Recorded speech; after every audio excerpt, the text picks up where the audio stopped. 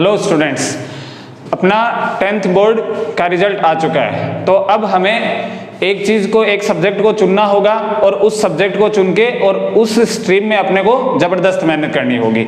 अगर बच्चों आप साइंस सब्जेक्ट को चुनते हो तो उस साइंस सब्जेक्ट में एक सब्जेक्ट आता है जिसको अपन बोलते हैं फिजिक्स। ठीक है, फिजिक्स का हिंदी मीनिंग होता है भौतिकी।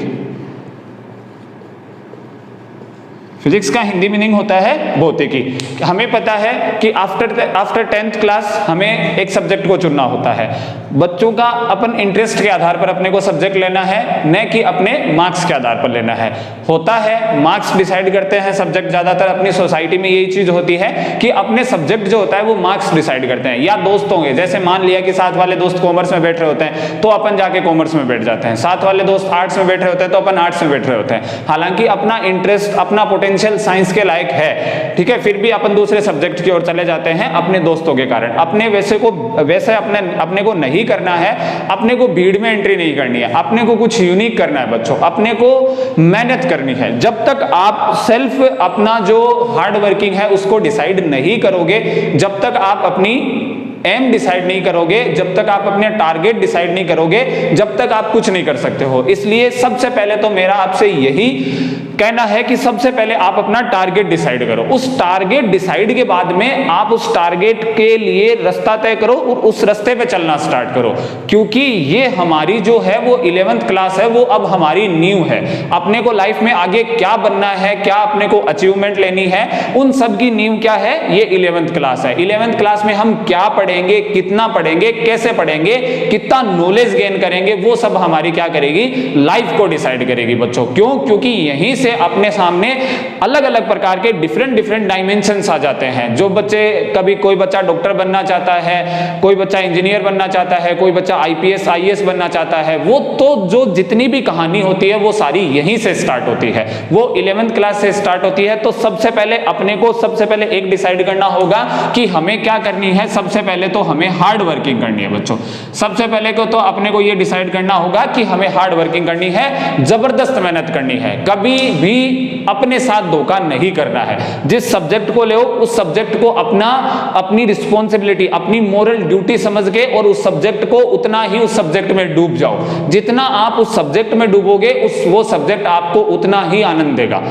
आई बात समझ में? सब्जेक्ट जब हार्ड लगता है जब हम सब्जेक्ट की बेसिक चीजों को अवॉइड करते हैं। हमें बेसिक चीजों को अवॉइड नहीं करना है, हमें बेसिक चीजों को समझने के साथ साथ आगे चलना है।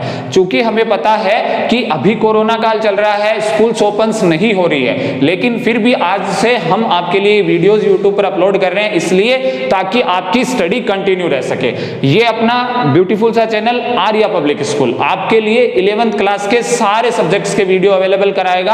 अगर फिर भी इनमें कोई कंफ्यूजन रह जाए तो इसमें आपको मोबाइल नंबर अवेलेबल है, आपके लिए टेलीग्राम ग्रुप्स भी बनाए गए हैं, व्हाट्सएप ग्रुप भी बनाए गए हैं, उन सब पे आप हमसे कांटेक्ट कर सकते हो एट एनी टाइम। आई बात समझ में? लेकिन अपने को यह डिसाइड करना है बच्चों कि हमें हार्ड वर्किंग करनी है जिस सब्जेक्ट में हम जो सब्जेक्ट हम लेंगे। कोई दिक्कत नहीं है आप क्या सब्जेक्ट ले रहे हो, नहीं डिपेंड करता ही है, लेकिन आप वो सब्जेक्ट क्यों ले रहे हो ये डिपेंड करता है बच्चों। साइंस ले हो, चाहे आर्ट्स ले हो, चाहे कॉमर्स ले हो, लेकिन वो आप सब्जेक्ट क्यों ले रहे हो इस पे डिपेंड करता है। आपका टारगेट क्या है? तो सबसे पहले you have to decide a target. सबसे पहले आपको एक टारगेट डिसाइड करना पड़ेगा। ऐसा नहीं है, दोबारा बता देता हूं, ऐसा नहीं करना है कि अपना दोस्त आर्ट में बैठ रहा है तो अपन आर्ट्स में जाके बैठ जाएंगे, वहां मजे आएंगे। नहीं, अपने को अब मजे लेने वाली बात नहीं है बच्चों। कंपटीशन का जमाना आ गया है, इसलिए आपको सबसे पहले आप डटे रहना है, अपनी राह पर डटे रहना है, अपना टारगेट डिसाइड करते हुए उसी टारगेट के पाथ पे अपने को चलना है, अपने को उस पाथ पे डटे रहना है। कितनी ही बाधाएं आ जाए, लेकिन उस नदी की तरह बहता रहना है जो नदी जब तक नहीं रखती, जब तक कि किनारा नहीं आ जाए, जब तक कि वो समुद्र में जाके नहीं मिलती। चाहे कितनी ही बाधा आ जाए, उस नदी का पानी नहीं रुकता है। आज हमें उसी नदी की तरह बनके और एक सौगंध लेके आज हमें इस राह पे चलना है कि हम जिस राह पे चल रहे हैं उस राह से कभी पीछे नहीं हटेंगे। चाहे कुछ भी हो जाए, चाहे कितनी भी बाधा आ जाए, लेकिन जो टारगेट हमने आज की डेट में डिसाइड किया है उस टारगेट को हम अचीव जरूर करेंगे। उस टारगेट को सर हम अचीव जरूर करेंगे। आपके साथ हम जरूर चलते रहेंगे। हमारे वीडियोस आपके पास कंटिन्यूअसली अपलोड होते जाएंगे। उन वीडियोस में आपके पास आर्ट्स के वीडियो भी होंगे, साइंस के वीडियो भी होंगे, कॉमर्स के वीडियो भी होंगे। हमारा चैनल आपको सबको पता है आर्या पब्लिक स्कूल के नाम से चलता है। उस पे आपको सभी प्रकार के वीडियोस अवेलेबल होंगे और सभी प्रकार की आपको सुविधाएं अवेलेबल होगी। आई बात समझ में? आपको जहां तक हो सके वहां तक टेलीग्राम ग्रुप पे पीडीएफ नोट्स भी अवेलेबल कराए जाएंगे बच्चों। लेकिन सब डिपेंड करता है आपके ऊपर कि आप हमें कितना रिस्पॉन्स देते हो, आप कितना अपने पाथ पे डटे रहते हो। आपको अपना टारगेट डिसाइड करके और उस पे डटे रहना है, उससे हिलना नहीं है। जब तक डटे रहना है, जब तक कि हम क्या नहीं कर लें, उसको अचीव नहीं कर लें, जब तक कि अपने टारगेट को अचीव नहीं कर लें बच्चों। आई बात समझे? मंजिलें जो होती है वो बड़े सपनों से नहीं मिलती बच्चों, मंजिलें जुनून से मिलती है। मंजिलें जुनून से मिलती है, बड़े सपनों से नहीं मिलती। हम बड़े सपने देखते रहते हैं, हम ये बन जाएंगे, ये बन जाएंगे, ये बन जाएंगे, ये कर लेंगे, उनसे कुछ नहीं होने जाने वाला। मंजिलें मिलती है जुनून से। हमें जुनून रखना पड़ेगा, हमें जिद रखनी पड़ेगी। जब तक आपके पास किसी काम को करने की जिद नहीं है, जदोजहद जब तक आपके पास नहीं है, जब तक बच्चों आप उस गोल को अचीव नहीं कर सकते हो। इसलिए आपको अपनी जिद को बनाए रखना है और जिस राह पे आपने चलना शुरू किया है उस राह पे डटे रहना है और अपने को वो अपनी अचीवमेंट जो हमने डिसाइड की है, जो हमने टारगेट या गोल डिसाइड किया है, उसको अचीव करना है। जब तक उसको अचीव नहीं करो, जब तक नहीं रुको, दौड़ते रहो, भागते रहो। आई बात समझ में? स्पीड कम होती है, ज्यादा होती है, डोंट वरी, कभी चिंता मत करो। स्पीड को अगर कम हो गई तो अपने पास ही एक एक्सेलरेटर होता है, हम उस स्पीड को इंक्रीज कर सकते हैं। अपना एक्सेलरेटर किसी दूसरे के पास नहीं होता है, अपने पास होता है। वो एक्सेलरेटर क्या होता है बच्चों? वो एक्सेलरेटर होता है जुनून। अपना जुनून जितना ज्यादा है, एक्सेलरेटर पे पांव उतना ही ज्यादा आएगी और अपनी जिंदगी की गाड़ी उतनी ही तेज रफ्तार से दौड़ेगी। आई बात बच्चों समझ में? ये थोड़ा सा मेरे को मोटिवेशनल करने का मैंने आपके लिए बताया है। अब जो मैं आपको पढ़ाने जा रहा हूं बच्चों, वो है साइंस स्ट्रीम का एक सब्जेक्ट जिसको अपन नाम लेते हैं फिजिक्स। साइंस स्ट्रीम का एक सब्जेक्ट है जिसको अपन नाम से क्या देते हैं? फिजिक्स नाम देते हैं। आई बात समझ में? अब हम आज वाले वीडियो में ये देखेंगे कि 11th क्लास में फिजिक्स का कितना सिलेबस है, आपको किस तरह से फिजिक्स को पढ़ना है, फिजिक्स क्या होता है रियल में। सबसे पहले तो अपने सामने कोई भी सब्जेक्ट लेते हैं तो उसके लिए सबसे पहले तो एक चीज उठती है, व्हाट इज इट? ये है क्या? What is this? ये है क्या? ये क्या है? ये हमें क्या बताता है? इसमें क्या है जो हमें पढ़ना है? हमारे लिए क्या चीजें इंपॉर्टेंट होती है? ये सब चीजें सबसे पहले हम डिसाइड करेंगे। उसके बाद अपना रास्ता डिसाइड करेगी कि हम इस रास्ते से पढ़ते जाएंगे और हमें इजी वे में लेके एकदम मन लगा के जुनून के साथ हमें फिजिक्स को स्टडी करना है बच्चों। तो मेरे जो वीडियोस होंगे वो साइंस स्ट्रीम के बच्चों के लिए और खास करके कौन से सब्जेक्ट के लिए होंगे? फिजिक्स सब्जेक्ट के लिए होंगे। Okay, my name is Dharmendra Sharma and again welcome to our खूबसूरत सा beautiful channel Arya public school. Okay, let's start from, किससे स्टार्ट करें अपन सबसे पहले स्टार्ट करते हैं 11th क्लास है अपनी। 11th क्लास में फिजिक्स की जो बुक है 11th क्लास में बच्चों, वो 2 पार्ट में डिवाइड होके आएगी। कितने पार्ट में डिवाइड होके आएगी?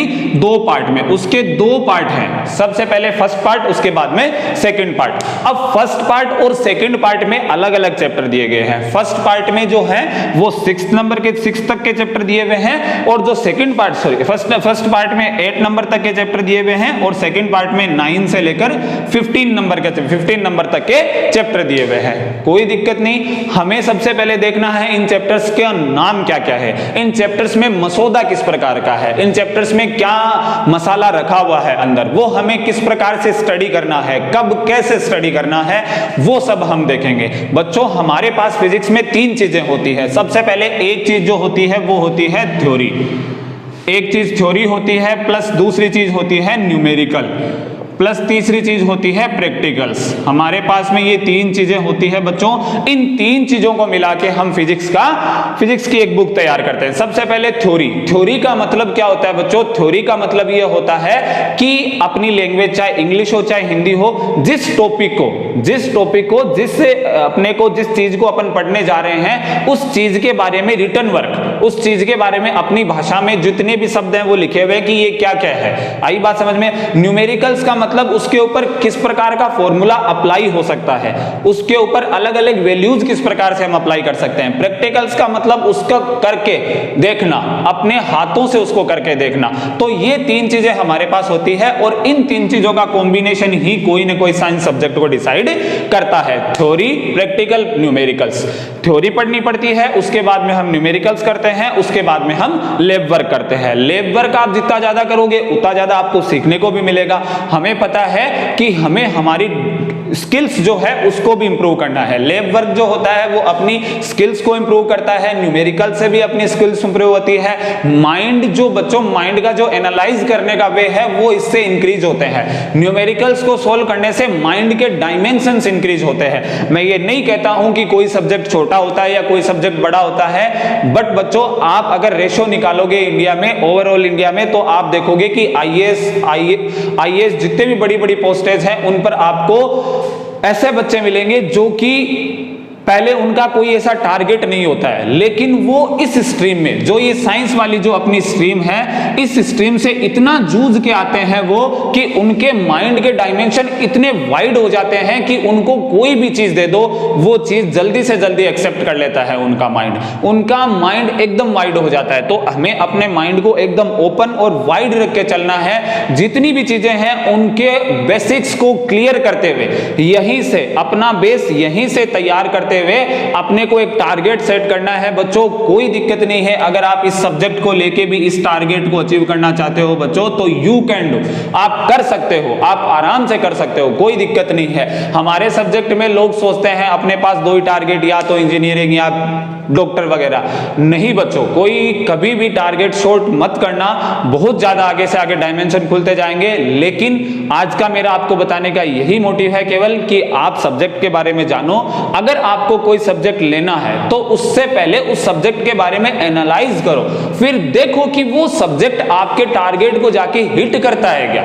ऐसे सब्जेक्ट को चुनो जो आपके टारगेट को हिट करे। आपको टारगेट सबसे पहले, तो इसका मतलब सबसे पहले और पहले सब्जेक्ट चुनने से भी पहले आपको टारगेट डिसाइड करना पड़ेगा बच्चों। उस टारगेट को हमें डिसाइड करना है, उसी रास्ते के अनुसार अपने को चलना है। तो मैं अपना जो ये एक मोटिवेशनल टाइप का है उसको मैं यहीं क्लोज करता हूं और अब मैं मेरे सब्जेक्ट पे आ जाता हूं जिसका नाम है फिजिक्स। ओके, तो अपन चलते हैं फिजिक्स के ऊपर। 11th क्लास की फिजिक्स अपन पढ़ेंगे आज के वीडियो में और अब कंटिन्यूअसली आपके सामने फिजिक्स के वीडियोस अपलोड होते जाएंगे। ओके, तो सबसे पहले बात ये आती है कि सबसे पहले जो ये नाम है, सबसे पहले हम इसको डिफाइन करते हैं बच्चों। जो ये नाम है वो कहां से बना है, कैसे बना है और ये हमें क्या बताता है। सबसे पहले ये कहां से बना है, किस भाषा से बना है, हमें ये क्या बता रहा है, हमें ये क्या इंडिकेट कर रहा है, हमें क्या बता रहा है इस सबसे। हिंदी में इसका क्या अर्थ होता है बच्चों, भौतिकी अर्थ होता है। हिंदी में क्या अर्थ होता है, भौतिकी या भौतिक विज्ञान। तो सबसे पहले मैं इसकी अगर डेफिनेशन दूं तो क्या है बच्चों, इट इज ए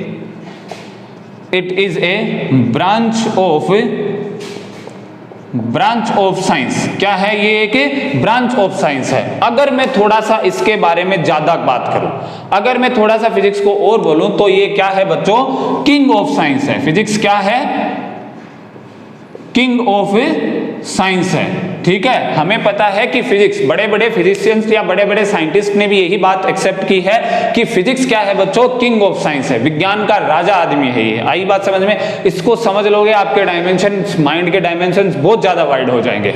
हुई बात समझ में। तो फिर बच्चों एक किंग है तो while mathematic is queen, mathematic क्या है बच्चों, क्वीन है। मैथमेटिक क्वीन ऑफ साइंस है, मैथमेटिक क्वीन ऑफ साइंस है। किंग ऑफ साइंस कौन है, फिजिक्स है। क्वीन ऑफ साइंस कौन है, मैथमेटिक है। आई बात समझ में। अपन कौन सा सब्जेक्ट पढ़ेंगे, किंग ऑफ साइंस पढ़ेंगे। ओके, तो हमें किंग बन के ही रहना है हमेशा। आई बात समझ में। किंग का मतलब वो नहीं कि हमें हवा में उड़ते रहना है, नहीं नहीं, हमें अपने बेसिक्स के साथ। किंग का मतलब क्या होता है, किंग की मोरल ड्यूटी होती है सभी चीजों का ख्याल रखना। तो इसका मतलब हमारी मोरल ड्यूटी क्या होगी, हमें सभी चीजों का ख्याल रखते हुए आगे बढ़ना है। अगर हमारे पास बीच में मैथमेटिक का फॉर्मूला आता है तो उसको भी एनालाइज करना है, हमें केमिस्ट्री की चीजें आती है उनको भी एनालाइज करना है, लेकिन हमें सभी चीजों को एनालाइज करते हुए बेसिक से एकदम आधारभूत से एकदम जमीन स्तर से चल के और आगे बढ़ना है। आई बात समझ में? तो अब हम चलते हैं आगे। फिजिक्स क्या है बच्चों?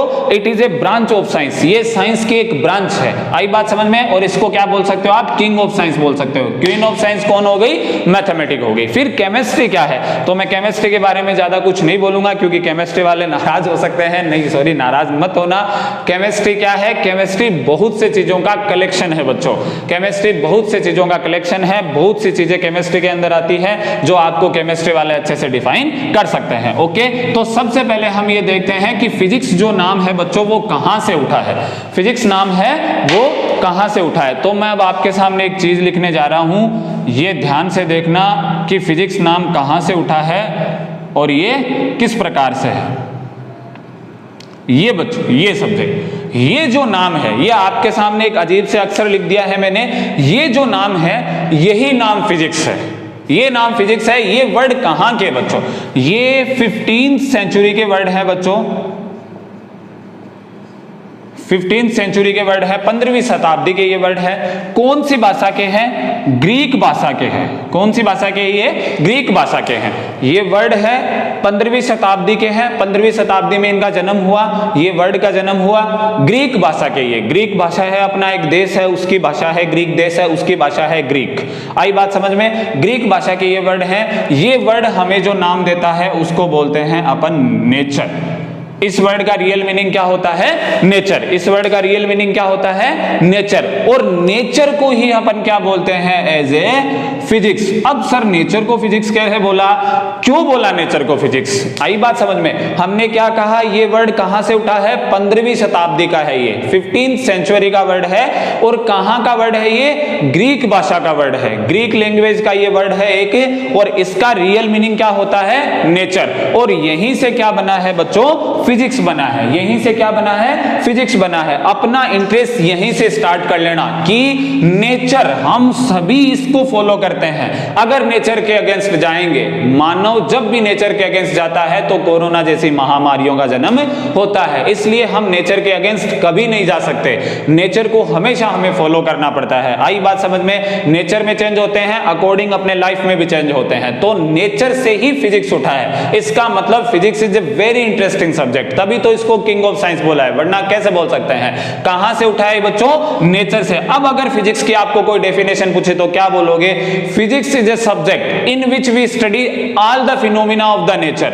नेचर के जितने भी फिनोमिनाज होते हैं, नेचर की जितनी भी घटनाएं, जितनी भी प्राकृतिक घटनाएं होती है, वो बच्चों हम कहां से पढ़ते, कहां पढ़ते हैं? कौन से सब्जेक्ट में पढ़ते हैं? फिजिक्स में पढ़ते हैं। ध्यान देना दोबारा ये बात, ये वर्ड ग्रीक भाषा का है, 15वीं शताब्दी में इसका जन्म हुआ। इसका रियल मीनिंग क्या होता है? नेचर होता है। और नेचर से ही किस शब्द की उत्पत्ति हुई है? किस शब्द, कौन सा शब्द डिराइव हुआ है? फिजिक्स। इसका मतलब physics is a subject, it is a branch of science in which we study all the phenomenas of the nature. हम प्रकृति की जितनी भी घटनाएं होती है, प्रकृति की कोई सी भी घटनाएं ले लो, आंधी तूफान, ज्वालामुखी, इधर उधर की कोई भी घटनाएं ले लो, नदियों का चलना, तारों का टिमटिमाना, ग्रह पिंडों, जितने भी आकाशीय पिंड, सैटेलाइट्स, जितने भी इधर से उधर काम कर रहे हैं, वो सारे के सारे किस में स्टडी होते हैं? फिजिक्स में स्टडी होते हैं बच्चों। आई बात समझ में? किस में स्टडी किए जाते हैं? फिजिक्स में स्टडी किए जाते हैं। ये हमेशा और हमेशा ध्यान रखना। इसलिए आज यहीं से अपना इंटरेस्ट इंक्रीज करना। किसके बारे में? इसके बारे में, इस सब्जेक्ट के बारे में इंटरेस्ट जितना रखोगे, ये सब्जेक्ट आपको उतने ही मजे प्रोवाइड करेगा, उतने ही मजे देगा आपको सब्जेक्ट। लेकिन आपको इस सब्जेक्ट को इंटरेस्ट से पढ़ना पड़ेगा। ऐसे जब भी कभी इसको बोझ मान के पढ़ोगे, ये सब्जेक्ट आपको धोखा देगा हमेशा। इसलिए इसको इंटरेस्ट मान के पढ़ना, इसमें इंटरेस्ट जगाओ, अपना ज्यादा से ज्यादा इंटरेस्ट जगाओ बच्चों। और अपन आगे चलते हैं। पहले मैंने आपको बताया फिजिक्स कौन सी भाषा का शब्द है? ग्रीक भाषा का शब्द है। 15वीं शताब्दी में ये एक वर्ड है। इसका रियल मीनिंग होता है नेचर, और नेचर से क्या बना है? फिजिक्स बना है। इसका मतलब, अब बच्चों थोड़ा सा मैं आपको फिजिक्स को शायराना अंदाज में डिफाइन करके बताता हूं कि फिजिक्स आखिर में है क्या। हमने बोल दिया नेचर फिजिक्स है, कितनी बड़ी बात बोल दी हमने। तो आप देखोगे बच्चों कि आप ये देखोगे कि दिन रात का होना, अपने जो दिन रात होते हैं वो सारे फिजिक्स में स्टडी करते हैं। दिन रात का होना, गर्मी ठंडी बरसात का होना, दिन रात का होना, गर्मी ठंडी बरसात का होना, इंद्रधनुष का बनना, इंद्रधनुष का बनना, वो समुद्र की लहरों का बनना। दोबारा से सुना, दिन रात का होना, ठंडी गर्मी बरसात का होना, इंद्रधनुष का बनना, वो समुद्र की लहरों का बनना। ये सारी चीजें किस में स्टडी की जाती है? फिजिक्स में स्टडी की जाती है। आई बात समझ में? वो ज्वालामुखी का फटना, वो आपकी चाय का गर्म होना, वो ज्वालामुखी का फटना, वो आपकी चाय का गर्म होना, सारा कहां स्टडी होता है? फिजिक्स में स्टडी होता है। आई बात समझ में? वो मेरी आवाज आप तक पहुंचना, वो टीवी पे आपके अलग अलग सीरियल्स देखना, ये सारा किसके कारण पॉसिबल हो सका है? फिजिक्स के कारण पॉसिबल होता है। आज मैं यहां पे बोल रहा हूं, आपके तक आवाज पहुंची, ये टेक्नोलॉजी किसकी देन है? फिजिक्स की देन है। आप टीवी पर वेरिएट डिफरेंट सीरियल्स देखते हो, अलग अलग सास बहू के, फलान टिकट, जितने भी सीरियल्स देखते हो, किसके कारण पॉसिबल हो चुका है? किसके कारण से ये आपकी चीजें पहुंच रही है? फिजिक्स के कारण से पहुंच रही है। बच्चों ध्यान देना, ये बात समझ में। ये जो आप लाइट देख पा रहे हो, मेरी आवाज सुन पा रहे हो, ये सारी क्या है बच्चों? फिजिक्स है। इसलिए जितनी भी नेचर की फिनोमिना होती है, वो सारी क्या होती है? फिजिक्स के ऊपर डिफाइन, फिजिक्स से ही डिफाइन होती है। फिजिक्स में ही इनके लॉज तैयार होते हैं कि ये कैसे वर्क करेंगे, इनका क्या प्रिंसिपल होगा, क्या इनकी आगे थीम बनानी है अपने को, ये सारी कहां डिसाइड होती है? फिजिक्स में डिसाइड होती है। ओके, अब अपन चलते हैं आगे थोड़ा सा। अब अपन देखते हैं बच्चों कि फिजिक्स में अपने को दो चीजें फॉलो करनी होती है। एक, सबसे पहले अपने को दो चीजें होती है। सबसे पहले एक चीज होती है यूनिफिकेशन। क्या होती है? यूनिफिकेशन। मैं आज इस वीडियो को थोड़ा सा वाइड इसलिए बना रहा हूं ताकि आपको समझ में आ जाए कि आप जिस सब्जेक्ट को ले रहे हो, उस सब्जेक्ट की थीम क्या है। मेन उस सब्जेक्ट के बड़े बड़े साइंटिस्ट हैं जो कहते क्या हैं उस सब्जेक्ट के बारे में। इसीलिए मैं आपको इस थोड़े से इस वीडियो को वाइड लेके जा रहा हूं। सबसे पहला जो मेरे सामने वर्ड है वो है यूनिफिकेशन। फिजिक्स को हम जब पढ़ना स्टार्ट करते हैं तो हमारे सामने एक चीज रहती है कि हम बहुत सारे फिनोमिना को एक ही लॉ के द्वारा डिफाइन कर सके। ऐसा भी एक लॉ आए, ऐसा भी एक नियम आए जिसमें हम बहुत सारे फिनोमिना को एक साथ डिफाइन कर सकें। बहुत सारे फिनोमिना को क्या कर सके? एक साथ डिफाइन कर सकते हैं। ऐसा भी कोई लॉ आए। जैसे अपन देखते हैं, अपन कई चीजें ऐसे देखते हैं, जैसे अपने को पता है कि law of conservation of energy, law of conservation of energy, या क्या होता है, अपना नाम सुना हुआ है एपल फॉलिंग, ये अपना नाम सुना हुआ है एपल फॉलिंग। और क्या होता है? Moon revolving, moon revolving, Apple falling, save का पेड़ से गिरना, ये तो आपका सुना हुआ होगा ही सबका, सेव ऊपर से आके गिरती है, मून रिवॉल्विंग। ये सारे किससे डिफाइन होते हैं बच्चों? ये सारे डिफाइन होते हैं ग्रेविटेशन से। किससे डिफाइन होते हैं? ग्रेविटेशन से। ये सारे गुरुत्वाकर्षण से डिफाइन होते हैं। और गुरुत्वाकर्षण किस में पढ़ा जाता है? फिजिक्स में पढ़ा जाता है। इसका मतलब एक नियम से इनके भी ज्यादा और बहुत सारे फिनोमिनाज होते हैं। मैंने आपको यहाँ दो फिनोमिनाज के नाम बताए, बहुत सारे फिनोमिनाज। लॉ केवल एक है, कौन सा? ग्रेविटेशन का। कितने फिनोमिना डिफाइन हो गए? एक से ज्यादा, दो से ज्यादा, तीन से ज्यादा फिनोमिना डिफाइन हो जाए। इस चीज को हम क्या बोलते हैं? यूनिफिकेशन बोलते हैं। अब जैसे अपने पास एक आता है law of conservation, law of conservation of energy, ऊर्जा संरक्षण का नियम। Law of conservation of energy, ऊर्जा संरक्षण का नियम। अब उस ऊर्जा संरक्षण के नियम में बहुत सारे फिनोमिना आप देखोगे। लेंज का नियम, किरचॉफ का सेकंड रूल, लेंज का नियम जैसे हो गया, किरचॉफ का सेकंड रूल हो गया, कैलोरीमीटर का प्रिंसिपल हो गया। ये सारे जितने भी फिनोमिना होंगे वो किससे डिफाइन होंगे? Law of conservation of energy, ऊर्जा संरक्षण के नियम से डिफाइन होंगे। इस चीज को क्या बोलते हैं? यूनिफिकेशन बोलते हैं बच्चों। आई बात समझ में? एक चीज और मैं आपको थोड़ी सी बताना चाहता हूं, रिडक्शन,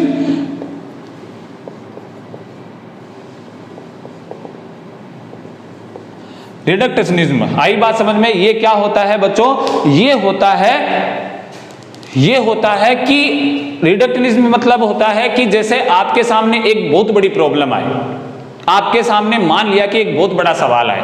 अब उस सवाल को, उस क्वेश्चन को आप अगर छोटे छोटे पार्ट्स में बांट लो, तो हमें पता है कि जब हमारे सामने एक इतनी मोटी बुक होती है और एक उसके कंपेयर में एक छोटी बुक हमें दे दी जाए, तो हमारा ध्यान सबसे पहले किसकी तरफ जाएगा? छोटे वाले बुक की तरफ जाएगा। इसका मतलब हम छोटी चीज को ज्यादा पढ़ना पसंद करते हैं। अब अगर आपके सामने एक बहुत बड़ा सवाल आ जाए, उस सवाल को आप, जैसे मान लीजिए कि आपके सामने एक सवाल आ जाए, जैसे आपने फोर्स लगाया, पेंडुलम है, पेंडुलम हिला, पेंडुलम ऊपर गया, पेंडुलम से कोई और वस्तु टकराई, वो वस्तु हिली, कोलाइड करी, वो वस्तु ने मूव किया।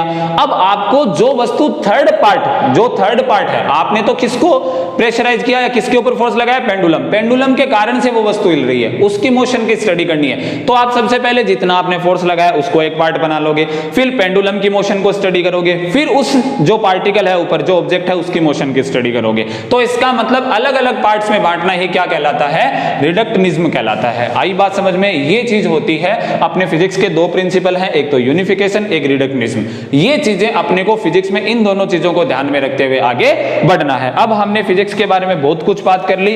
अब हम आज अपना जो मेन जो मोटो है अपना इस वीडियो को बनाना, वो ये है कि अपने सिलेबस के बारे में चर्चा करना कि अपने को 11th क्लास में क्या क्या पढ़ना है और कैसे कैसे पढ़ना है। आई बात समझ में? तो अब अपन बताते हैं कि 11th क्लास में आपको क्या क्या पढ़ना होगा, क्या क्या स्टडी करना होगा और उनको किन किन पार्ट्स में स्टडी करना होगा, ये आज हम आपको बताते हैं। तो सबसे पहले मैंने आपको बताई कि अपने कौन सी बुक लग रही है? एनसीईआरटी की बुक लग रही है। राजस्थान बोर्ड है, हम राजस्थान बोर्ड से हम पढ़ेंगे, एनसीईआरटी की बुक फॉलो करेंगे। अब की बार अपने सिलेबस चेंज हुआ है। पिछली बार का जो 11th का सिलेबस था, टॉपिक्स वैसे कोई चेंज नहीं हुआ है। जो चैप्टर्स थे बस दो बुक के पार्ट्स दो मिला दिए हैं। तो अपन सबसे पहले इधर लिखेंगे पार्ट फर्स्ट और उधर लिखेंगे पार्ट सेकंड। आई बात समझ में? उधर लिखेंगे पार्ट सेकंड, इधर पार्ट फर्स्ट और उधर पार्ट सेकंड। अब पार्ट फर्स्ट में जो है, पार्ट फर्स्ट में जो अपना सबसे पहले वाला जो चैप्टर है वो है बच्चों फिजिकल वर्ल्ड। थोड़ा थोड़ा सबको डिफाइन करूंगा। भौतिक जगत, भौतिक जगत। अब इसके अंदर है क्या? ये क्या पार्ट है भाई? इसके अंदर, इस लेसन के अंदर सबसे पहले हम ये देखेंगे कि फिजिक्स की कितनी ब्रांच है, जिसको आपकी बुक में लिखा हुआ होगा स्कोप ऑफ फिजिक्स। फिजिक्स का स्कोप क्या है? स्कोप का मतलब फिजिक्स में कितनी ब्रांचेज होती है, जैसे like classical physics, quantum physics, modern physics. ये फिजिक्स है अलग अलग, ये फिजिक्स की ब्रांचेज है। जब मैं फर्स्ट चैप्टर का वीडियो अपलोड करूंगा तो उसमें आपको ये मैं बताऊंगा कि क्या क्या चीजें हैं। आई बात समझ में? अभी हम केवल सिलेबस के ऊपर चर्चा कर लेते हैं और कैसे इनको स्टडी करेंगे उसके ऊपर चर्चा कर लेते हैं ये वीडियो। लेकिन इस वीडियो को बच्चों जरूर से देखना ताकि आपको पता चले कि हमें ये सब्जेक्ट क्यों चुनना है। आई बात समझ में? फिजिकल वर्ल्ड, भौतिक जगत अपना फर्स्ट चैप्टर होगा, जिसमें क्या क्या होगा? सबसे पहले तो होगा स्कोप ऑफ फिजिक्स, कि फिजिक्स में क्या क्या ब्रांचेज है। स्कोप का मतलब होता है उसका सिलेबस। उसका सिलेबस क्या है? बात यही है क्या चीज अपने को 11th में पढ़नी है, क्या चीज अपने को 12th में पढ़नी है। एक बात बता देता हूं बच्चों, क्लास 2 ही है 11th और 12th, जिसमें आप मैक्रो लेवल पे सारी फिजिक्स को पढ़ देते हो। ऊपर वाले स्थूल स्तर पे सारी फिजिक्स को पढ़ देते हो। एक बार आंखों में से सारी फिजिक्स निकल जाती है, चाहे क्वांटम ले लो, चाहे मॉडर्न ले लो, चाहे क्लासिकल ले लो, कोई सी भी फिजिक्स ले लेना आप, सारी फिजिक्स आप 11th और 12th में एक बार मैक्रो लेवल पे पूरा पढ़ दोगे आप। माइक्रो लेवल पे मैं नहीं कह रहा, माइक्रो लेवल पे जब आप आगे की हायर क्लासेज में जाओगे तो अलग अलग बुक्स बंट जाएगी। जैसे मैं एक का नाम लेना चाहता हूं, ऑप्टिक्स। ऑप्टिक्स में यहां हम 12th क्लास में 2 चैप्टर पढ़ेंगे, 11वां चैप्टर और 12वां चैप्टर। लेकिन जैसे ही आप सेकेंडरी में जाओगे तो आपके पास ऑप्टिक्स की एक पूरी बुक होगी। इसका मतलब यहां पे हम मैक्रो लेवल की स्टडी करके जाएंगे, आगे क्या जाएंगे? माइक्रो लेवल की स्टडी करने जाएंगे। आई बात समझ में बच्चों? बने रहो साथ में, तो आपको बहुत कुछ सीखने को मिलेगा। फिजिकल वर्ल्ड, भौतिक जगत। दूसरा जो अपना है वो है मात्रक एवं मापन, मेजरमेंट एवं यूनिट। यूनिट एंड मेजरमेंट ले लो, चाहे मेजरमेंट एंड यूनिट ले लो। यूनिट के साथ एक चीज और भी है बच्चों, डायमेंशन, मात्रक एवं मापन। ओके, मात्रक एवं मापन। अब इसमें क्या है? Measurement and unit. इस चैप्टर में क्या पढ़ेंगे अपन? इस चैप्टर में अपन जैसे अपने पास, जैसे अपन कोई सामान लेने जाते हैं, जैसे मान लिया कि हम दुकान गए और हमें चीनी लेनी है, तो आप क्या बोलोगे? ऐसे बोलोगे कि 5 चीनी दे दो? ऐसे नहीं बोलोगे। ऐसे बोलोगे तो वो आपको बाहर निकाल देगा, अरे क्या लेने आ रहा है यार, माथा मत खराब कर, जा यहाँ से।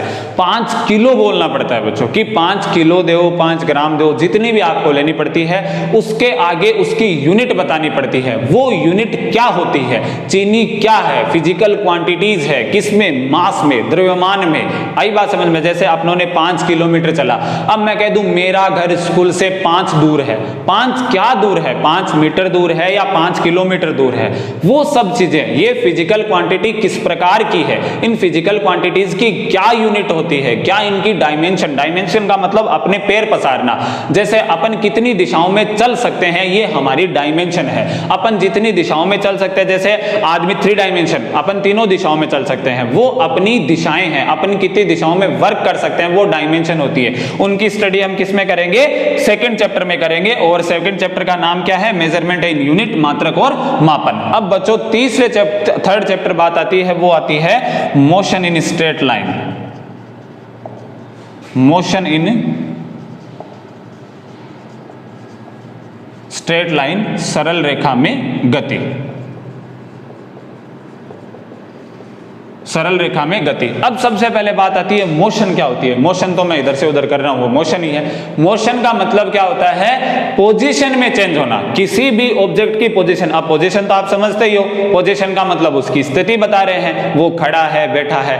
पोजीशन में जैसे ही चेंज होता है, मान लीजिए कि मैं बैठा हूं और मैं खड़ा हुआ हूं, या खड़ा हुआ और बैठा हूं, तो भी मैंने मोशन किया है। इसका मतलब पोजीशन में चेंज ही क्या है, मोशन है। और मोशन कोई नई महाभारत नहीं है, पोजीशन में चेंज ही क्या है, मोशन है। अब यहां जो अपना थर्ड चैप्टर है, उस थर्ड चैप्टर में हम क्या पढ़ेंगे, मोशन इन स्ट्रेट लाइन, सरल रेखा में गति पढ़ेंगे, केवल straight line motion. Straight line motion का मतलब क्या हो गया, यहां पे वन डायमेंशनल मोशन होगा, एक विमीय गति होगा, मतलब हम ऐसे चलेंगे एकदम सीधा, एकदम सीधी रेखा में गति, सरल रेखा में गति हम पढ़ेंगे। आई बात समझ में, वन डायमेंशनल मोशन स्टडी करेंगे, ये अपना होगा थर्ड चैप्टर। अब अपना जो फोर्थ चैप्टर है बच्चों, वो होगा मोशन इन प्लेन।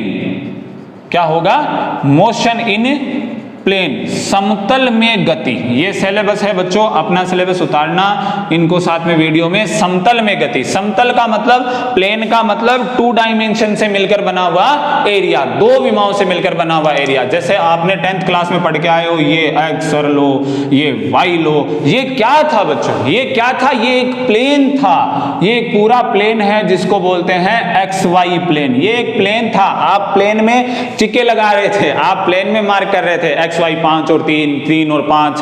ये जो मैथमेटिक में आप कर रहे थे, वो आप प्लेन में चल रहे थे, उस वक्त आप प्लेन की स्टडी को कर रहे थे। और वो मोशन आज हम, वो मोशन अब हम 11th में पढ़ेंगे, 4th नंबर के चैप्टर में, जिसका नाम क्या होगा, समतल में गति। अर्थात जैसे हम फर्श पे चलते हैं, अपना फर्श क्या है, 2 डायमेंशनल है, इस फर्श में अपन चल रहे हैं, तो ये हमारी कौन सी मोशन है, एक तल में, एक समतल में है, प्लेन में हमारी मोशन है। तो इस मोशन को हम कौन से चैप्टर में पढ़ेंगे, 4th चैप्टर में पढ़ेंगे, समतल में गति, motion in a plane. Okay, अब होगा कणों के निकाय एवं घूर्णन गति। पांचों, system of particles and rotational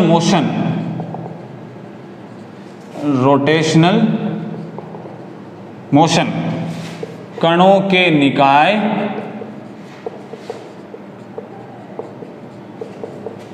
एवं घूर्णन गति।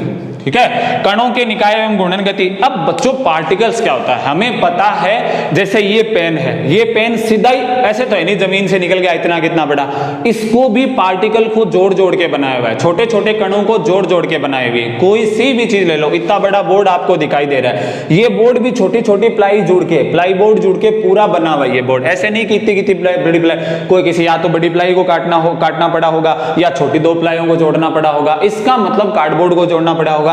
इन चीजों से ही छोटे छोटे पार्टिकल्स को जोड़ते हैं, तभी एक मैटर का फॉर्म, ये एक मैटर फॉर्म होती है। आई बात समझ में। तो यहां पे क्या है, सिस्टम ऑफ पार्टिकल, उस पार्टिकल कणों के निकाय की स्टडी करेंगे, and rotational motion. Rotational motion का मतलब घूर्णन गति। घूर्णन गति का मतलब किससे समझ रहे हो, ऊपर वाला पंखा कौन सी गति करता है, रोटेशनल मोशन करता है बच्चों। कौन सी मोशन करता है, रोटेशनल मोशन। सिंपल एग्जांपल है रोटेशनल मोशन का, कौन सा, सीलिंग फैन। अपना जो ऊपर पंखा लगा होता है, कूलर नहीं चल रहा होता है, तो जो पंखा ऊपर चल रहा होता है वो कौन सी गति करता है, रोटेशनल। तो सर कूलर वाला पंखा नहीं करता है, करता है भाई, कूलर वाला पंखा भी कौन सी मोशन करता है, रोटेशनल मोशन ही करता है। इसका मतलब रोटेशनल मोशन का अर्थ क्या हुआ, इस प्रकार की जो गति है वो क्या होती है, एक अक्ष के चारों ओर, एक एक्सिस के सराउंडिंग में जो मोशन है वो कौन सी है, रोटेशनल मोशन है। आई बात समझ में। अब अपन चलते हैं अपना नेक्स्ट चैप्टर, जो कि बहुत ही शानदार चैप्टर है, जिसका नाम है ग्रेविटेशन, गुरुत्वाकर्षण। जिसका नाम क्या है,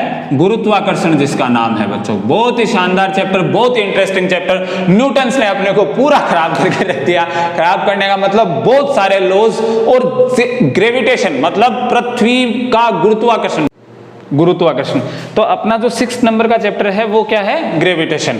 अब ग्रेविटेशन बड़ा ही इंटरेस्टिंग चैप्टर होगा अपना, क्योंकि इसमें अपन जो चीजें देखते हैं उनकी स्टडी करेंगे। जैसे अपने को पता है किसी भी चीज को आप ऊपर की तरफ फेंकोगे तो भी वो वापस नीचे आएगी। सैटेलाइट का ऊपर जाना, पृथ्वी के ग्रेविटेशन एरिया को पार करना, किसी भी ग्रह की कक्षा में स्थापित होना, सिचुएट होना, ये सभी किसके ऊपर डिपेंड करता है, ये सभी बच्चों गुरुत्वाकर्षण के ऊपर डिपेंड करता है। गुरुत्वाकर्षण बहुत बड़ी चीज है। ग्रेविटेशन की खोज बहुत शानदार खोज थी, और इसको अपन पढ़ेंगे अपने 6 नंबर के चैप्टर में। तो ये जो अपना इतना जो अपना मसौदा है, इतना जो अपना मसाला है बच्चों, वो कौन से पार्ट में आएगा, अपना फर्स्ट पार्ट में आएगा। ये अपना मसाला कौन से पार्ट में आएगा, फर्स्ट पार्ट में आएगा। 1 से लेकर नंबर 6 नंबर के तक के चैप्टर, इनको अपने को फिजिक्स की फर्स्ट हैंडबुक में स्टडी करना है। सबसे पहला कौन सा चैप्टर है अपना, फिजिकल वर्ल्ड, भौतिक जगत। दूसरा कौन सा आया, measurement and unit and dimension, मात्रक एंड मापन and motion in straight line, सरल रेखा में गति, मोशन इन ए प्लेन, समतल में गति, system of A particle and rotational motion, घूर्णन गति और कणों का निकाय। छठा चैप्टर कौन सा है अपना, 6 नंबर का चैप्टर कौन सा है, ग्रेविटेशन, गुरुत्वाकर्षण। अब अपन चलते हैं उसकी तरफ, सेकंड पार्ट की तरफ, ठोसों के यांत्रिक गुण कौन से हैं, मैकेनिकल प्रॉपर्टी। 6 नंबर का चैप्टर होगा, 6 नंबर का चैप्टर हो गया क्या ये।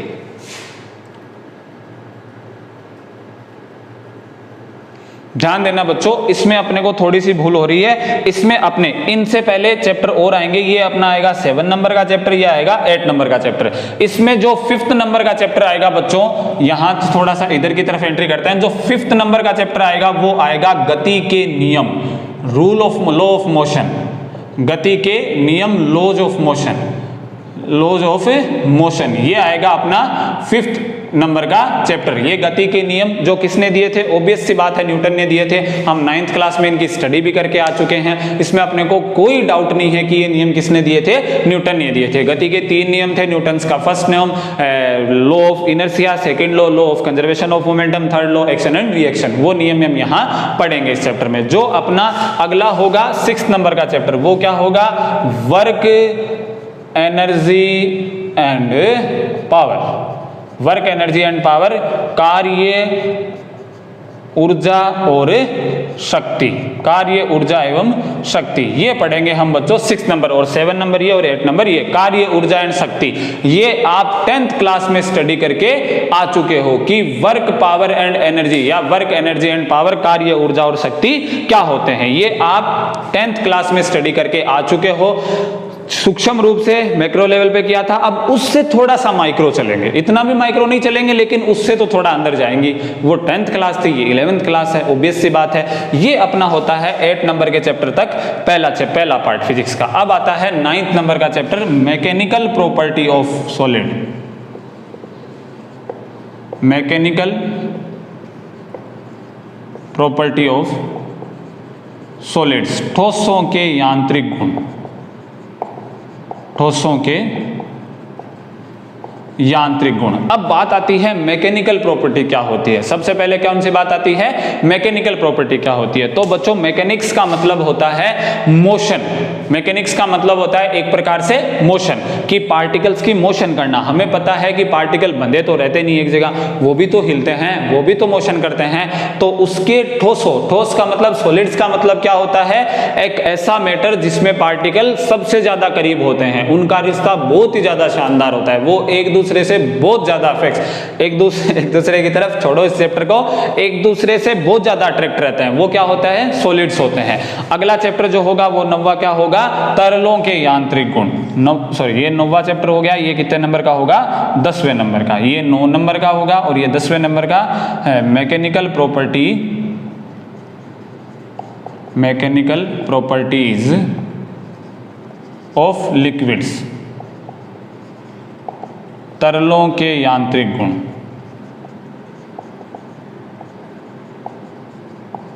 तरलों के यांत्रिक गुण। तरल मतलब सॉलिड से, तरल का मतलब जैसे सॉलिड का मतलब तो क्या हो गया, अपने घरों में अगर सॉलिड्स का, अपना जो पत्थर होता है सॉलिड है वो एक प्रकार का, उसके पार्टिकल्स की स्टडी करना। लिक्विड का मतलब अपना पानी, उसके गुण, उसके जो प्रॉपर्टी, उसके जो पार्टिकल्स हैं उनकी मैकेनिकल प्रॉपर्टीज की स्टडी करना। अब जो नेक्स्ट नंबर का चैप्टर है बच्चों 11 नंबर का चैप्टर, जिसका नाम अपना क्या होगा, तरलों के तापीय गुण। क्या होगा, द्रव के तापीय गुण। क्या होगा, द्रव के तापीय गुण, थर्मोडायनेमिकल प्रॉपर्टी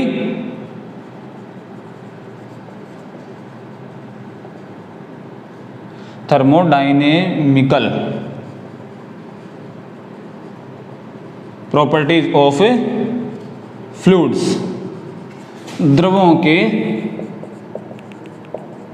तापीय गुण। अब तापीय गुण का मतलब क्या होता है, द्रव का मतलब इसमें सारी चीजें आ जाती है। मतलब अगर किसी वस्तु को आप गर्म करते हो, तापीय का मतलब उसको उष्मा देना, उसको हीट देना। जब आप उसको गर्म करते हो तो उनमें किस प्रकार की प्रॉपर्टी वो शो ऑफ करते हैं, उसकी स्टडी हम कौन से चैप्टर में करेंगे, 11 नंबर वाले के चैप्टर में करेंगे। दोबारा इन तीनों के बारे में दोबारा डिफाइन करता हूं। आगे और चैप्टर है अपने 15 तक चैप्टर है अपने, 15 चैप्टर हैं पूरे। 9th नंबर का चैप्टर क्या कहता है, ठोसों के यांत्रिक गुण, मैकेनिकल प्रॉपर्टी ऑफ सॉलिड्स। अपने को ठोसों के यांत्रिक गुण किस प्रकार से होते हैं, क्या क्या स्टडी करते हैं उनमें, ठोसों के पार्टिकल किस प्रकार से रहते हैं अपने घर में, अपने घर का मतलब सॉलिड। उसी प्रकार से लिक्विड के पार्टिकल किस तरह से रहते हैं, thermodynamical property of the fluids, द्रवों के तापीय गुण या उष्मीय गुणों का अध्ययन कौन से चैप्टर में करेंगे, 11 नंबर वाले के चैप्टर में करेंगे। अब बोर्ड की जगह को देखते हुए मैं इसको यहां से मिटाता हूं। आपने पार्ट पहला पूरा देखा कि पहले पार्ट में ये है। अब अपन दूसरे पार्ट का नंबर चैप्टर देखेंगे, 12th नंबर का चैप्टर, 12वें नंबर का अध्याय कौन सा है, कौन सा है बच्चों, यह है ऊष्मागतिकी, थर्मोडायनेमिक्स। थर्मोडायनेमिक्स ऊष्मागतिकी।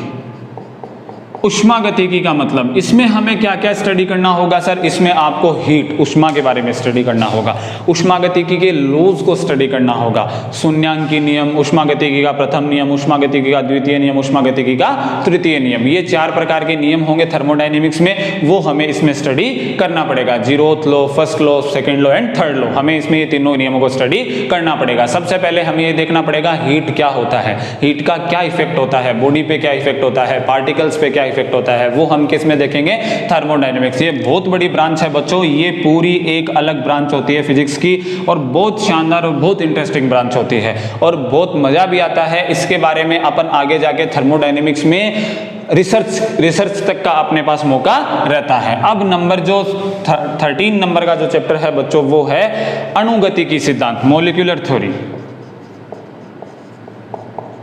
अणुगतिकी सिद्धांत।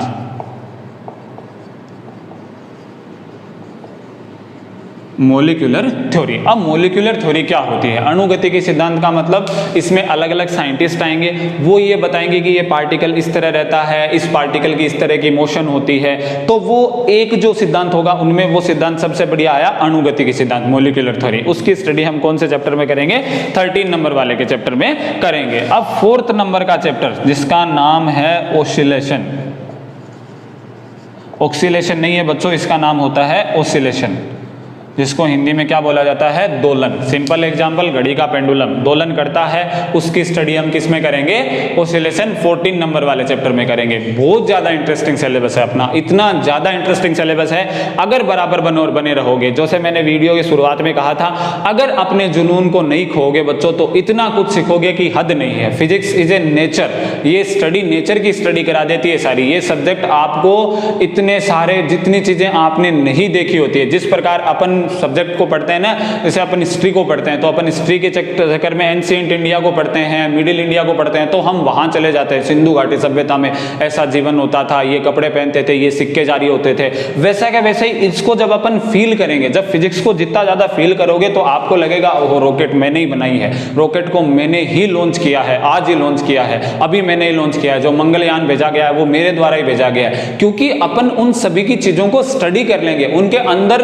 तक चले जाएंगे जाएंगे अपन कि ये क्या होता है रियल में, ये कैसे लॉन्च होते हैं, ये साइंटिस्ट कैसे कर पा रहे हैं इतनी बड़ी बड़ी चीजें। वो सारी चीजें किन से पॉसिबल हुई है बच्चों? लॉज ऑफ फिजिक्स, फिजिक्स के नियमों से पॉसिबल हुई है। तो अपना जो लास्ट चैप्टर आपको जहां पे अपनी बुक को खत्म करना है वो क्या है? तरंगे, वेव्स। क्या है? तरंगे, वेव्स। वेव्स का मतलब ये लाइट तरंग है, आवाज तरंग है। आई बात समझ में? वेव्स, वेव्स किसको बोलते हैं? Waves is a medium of transfer of energy from one place to the another place. Wave है क्या? तरंग है क्या? तरंग एक प्रकार का माध्यम है ऊर्जा को एक स्थान से दूसरे स्थान पर संचरित करना या भेजने का। एक स्थान से दूसरे स्थान पर भेजने का माध्यम है बच्चों, और कुछ नहीं है। ये जो मैंने आपके सामने 15-20 मिनट में जो ये 15 चैप्टर्स के नाम लिखे हैं वो अपने को स्टडी करना है क्लास 12th, क्लास 11th के कौन से सब्जेक्ट में? फिजिक्स सब्जेक्ट में। कितने पार्ट्स में स्टडी करना है? Part first and part second, 2 parts में अपने को स्टडी इनको करना है। अब सबसे पहले बात ये आती है कि अपन किस प्रकार से स्टडी करेंगे।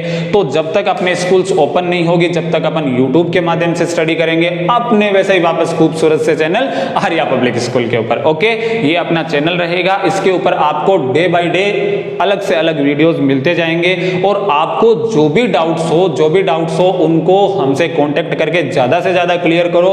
बच्चों ये पब्लिक है वीडियो सारे यूट्यूब पर, कोई भी इनको देख सकता है। अगर आपको समझ में नहीं आए तो आप आर्या पब्लिक स्कूल से तुरंत कांटेक्ट करो, क्योंकि उसके नंबर्स, उसके बोर्ड्स पूरे गांव में अपने को पता है। उन नंबर पे कांटेक्ट करो, फिर जिस सर के भी वीडियो है उस सर से पर्सनली आप कांटेक्ट कर सकते हो। लेकिन वीडियोस को देखने के बाद अपने मन में डाउट्स कभी मत रखना कि ये वीडियोस में इन्होंने क्या बता दिया, ये नियम किस प्रकार से डिफाइन किया है, ये न्यूमेरिकल किस प्रकार से सॉल्व कराया है। जल्दी से जल्दी कांटेक्ट करने की कोशिश करना। ये हमने 15 चैप्टर देखे, इन 15 चैप्टर्स को अपने को डिफरेंट वेज से और इनमें डिफरेंट मैटर्स हमें मिलेगा, क्योंकि 15 चैप्टर है तो उतना ही ज्यादा मैटर है। 11th क्लास है बच्चों, अपना बेसिक है, यहां से हमें स्टार्ट करनी है अपनी लाइफ। कैसी लाइफ? फिजिक्स वाली लाइफ। अपने भौतिकी का जो जीवन है वो स्टार्ट करना है हमें। जब तक हम इसको मजबूत नहीं रखोगे, जब तक अपनी मकान की नींव को मजबूत नहीं रखोगे, तब तक बच्चों अच्छा मकान नहीं बनने वाला होता है। ये कंफर्म बात होती है। तो हमें अपने मकान को शानदार बनाना है, इसलिए हमें नींव को बढ़िया बनाना पड़ेगा, और हम हमारी नींव को इन वीडियोस के माध्यम से इतनी बढ़िया बना देंगे कि लोग देखेंगे। आई बात समझ में? तो आज से हम अपन एकदम अच्छा प्रण लेते हैं कि जितने भी वीडियो सर आप डालोगे हम उनको अच्छी तरीके से देखेंगे, अच्छी तरीके से स्टडी करेंगे। ओके, बेस्ट ऑफ लक बच्चों for your future and physics subject, science की एक ब्रांच जिसको अपन आर्या पब्लिक स्कूल के चैनल पे वीडियोस के माध्यम से पढ़ेंगे 11th क्लास की। Thank you so much.